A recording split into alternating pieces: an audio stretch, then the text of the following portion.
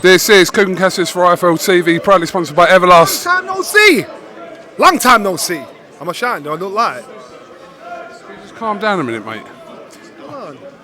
It's your baby's first birthday. Is it yesterday? It was Tuesday, thanks for the message. Yeah, no, it's in the post, man. It's in the You post. should give us some money, you know.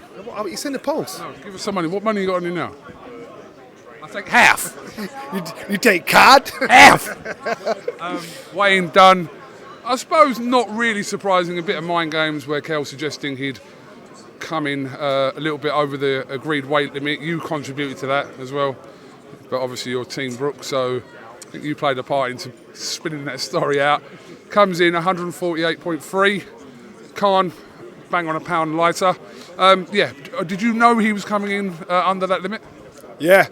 I phoned Dominic this morning and I said, listen, don't put it past Khan to come in over the weight. Everybody's like looking at Kel saying, is he going to come over? You know, that's been set out there. The cat amongst the pigeons being set out there. But what if Khan came in? Because I'd be pissed off. You know, if everybody's arguing about the weight and Khan comes in like 152, like what? You know, I'd be upset. So he said, Johnny, we don't care what Khan weighs. We're happy how we are. We're happy with everything. So Kel's come in, and you know, I think he looked in wicked condition. I've seen him look bad at the weight, and I'm worried. And I've always said, you know what, this man needs to step up weight. Today I looked at him, I thought, you know what, I'm all right, man. You don't look dehydrated, you don't look mashed up, you look like a racehorse. Amir's made the weight, made it comfortably. I know when they did a check weight, I think one of the fighters was 11 stone, one of the fighters was 11 a few weeks back. But as long as they made a weight, the job's done. Now we got a fight on. That's what it's all about. So was it a tactical decision to kind of float that idea out there about Kel possibly coming in a couple of pound over? Was that to kind of mess with Khan's head a little bit, not knowing what Kel was going to come in at to disrupt his rhythm into fight week? We'll talk the condition of the weight. You know, so myself and I'm quite sure Kel's camp are thinking, well, why are we doing it at 149 when we were both boxed heavier? There's no title on the line. So what is it you're trying to say? It's because you think I'm struggling at the weight. So girls think, you know what, I'll prove you something. Because to me, it don't make no sense. If me and you are fighting, I want to fight the best version of you. I don't want to shrink you down that you're struggling. Both fighters have fought well at 154 upwards, above 150. It's comfortably. So why are you trying to put these demands in saying, look, per pound you've got to pay £100,000 fine. You've got 1 hour to put the weight back on again. You know, so to me, you know, if you wanted to play that game, an expensive game, sure, walk in, here's 300 grand, I'm coming in, three pound over. But the weight's been done. I don't like that little idea of thinking I'm going to make you boil down. There's no title on the line. I don't get it. Because worst comes to worst, Amir or Kel could say after the fight, whoever loses, I was struggling to make the weight, so you didn't box the best version of me. We as fight fans, real fight fans, it's an issue to us, but the general public that are watching this, all they'll remember is who won and who's lost. Not this little bit of foolishness, you know, in regards to the weights. You'd want both fights at their best weight. I could get you down to 10 stone. You won't be able to tie your shoelaces. I want the best version of you. So to me, I just thought, it's not like football, where one man bunks your knee, you're rolling over 17 times and wait for the referee to give you the advantage. Boxing's one of those honest sports. So when you do stuff like this, I'm like, nah, that don't sit well with me. Don't sit well with me. Who's got more to lose tomorrow? Amir Khan.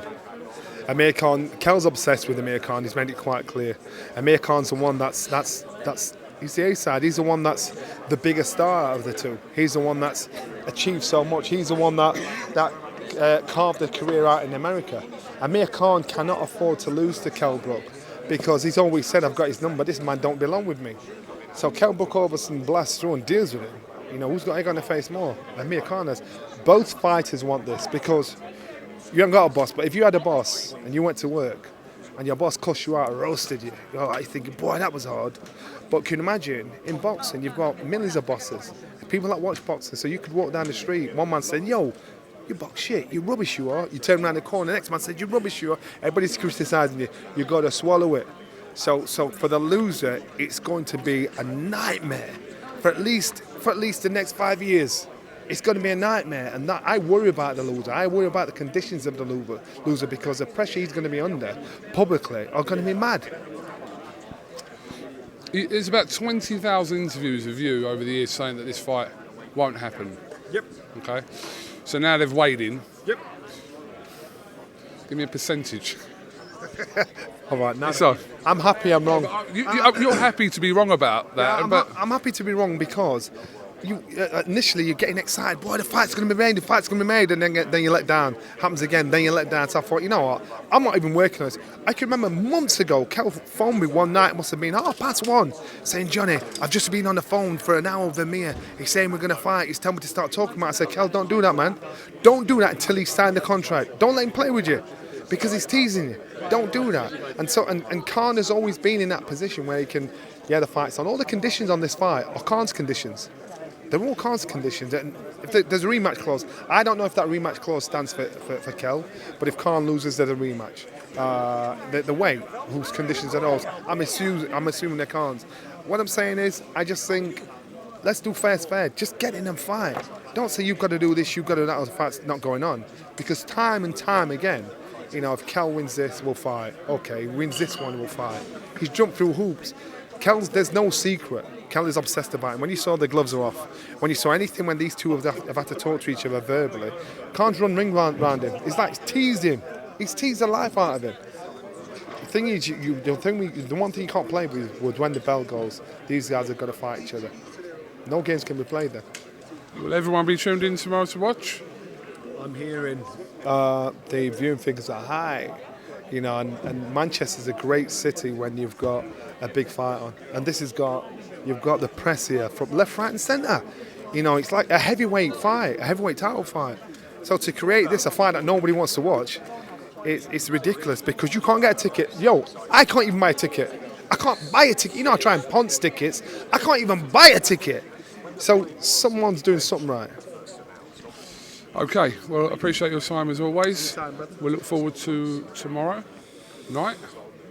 Still can't believe it. Still can't believe they've weighed in and it's happening tomorrow. They both look good. If I was Keller, they'd come in with some yellow budgie smugglers on and just stood there on the scales like that. What? What are you saying? What? Just to tease everybody, get them all complaining. That's how I'd have dropped it. Just saying. Johnny Nelson, thank you very much. Talking to IFL TV. Have you got anything else you'd like to say? None. Let's talk tomorrow night. Oh, you know what? So some of Khan's fans were shouting, Nelson, excuse my French, you're a wanker! And I started laughing. But it's charm and disarm. You're going there and say, yo, that's how it is. So they know you then? Yeah. But everybody's laughing and joking. And you say, look, may the best man win. Just diffuse But it. your prediction is what? I'm going broke. I won't put my house on it, but I'm going broke. Do you want to know why? Well, of course. Yeah, because when I saw Khan fight Terence Crawford for the first time, I saw him vulnerable. And that vulnerability came with speed. He's the fastest fighter I've ever seen in my life. Hand speed, second to none. He's like the propellers of a helicopter. And Crawford beat him at the jab, beat him at the counter, and I'm like, Ross! Khan's lost his speed, and he looked so vulnerable. And that was 2 years ago. Now I'm telling you now, he'll be fast for 2 or 3 rounds, and after that, things are going to slow down, and that's where there's trouble. I don't think it goes the distance, but I do think I've seen a bigger vulnerability in Khan than I have in Kel. I think it's going points. Really? You want to put a bet on it? Yeah, go on. On points. But I'm not going to say who. But I just think it's a straightforward bet. The fight goes the distance. Points. Yeah. It ain't going to points. How much? £50? You're not going to pay up. You did this last time. No, you didn't pay up because you was meant to shout me out on Sky Sports and you never did. Okay, £50 it is. Remember that. It's going points. £50 it is. We call it. I was pushing a bull.